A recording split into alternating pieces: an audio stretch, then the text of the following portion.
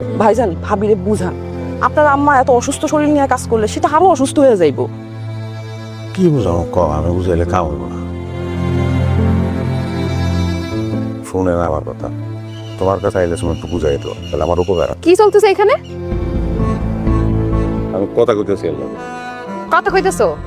দাঁড়ায় দাঁড়ায় কুসুর কুসুর করে কথা কইতেছো নাকি প্রেম প্রীতি চলতেছে? সিসি ভাবি, আপনি এগুলো কি কি কইতাছেন? ও আমি কি কইতেছি বুঝতেছো না? তোমার জামাই তো থাকে বিদেশ, এখন আমার জামাই নিয়ে টানাটানি শুরু হয়েছে না? রং রং করতেছো। যাও, এই মাইয়া আমার স্বাস্থ্য ভাই বউ, আমার স্বাস্থ্য ভাই আমার থেকে ছোট, সম্পর্কে আমি আর ভাসুর হই। আর কি কইতাছো তুমি এগুলো? এই ধরনের মহিলাকে আমার খুব ভালো মতো চেনা আছে।